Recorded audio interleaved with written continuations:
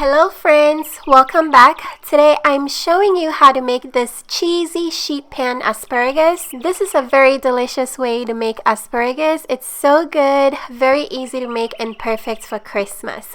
Let's get started. Alright you guys, so I'm using 1.5 pounds of asparagus.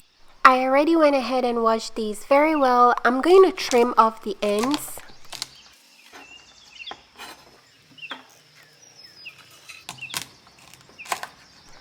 Once the ends are nicely trimmed off, I'm going to transfer them onto a baking sheet.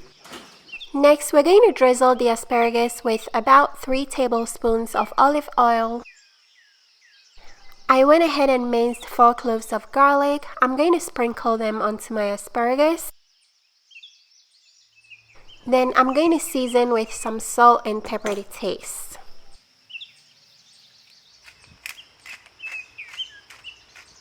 I'm going to toss everything together, then arrange the asparagus in a single layer on my baking sheet. I have my oven preheated to 425 degrees. I'm going to bake the asparagus for 15 minutes or until they become tender but not wilted, okay guys? After the asparagus have baked for 15 minutes, we're going to sprinkle them with some mozzarella cheese. I'm using 1 cup of mozzarella cheese. We're also adding 1/4 cup of shredded Parmesan cheese. Next, we're going to bake this for 2 extra minutes just to melt the cheese. And this is what it looks like when it's done. I turn my oven to broil for 1 minute just to give it that golden brown color, but you don't have to do that.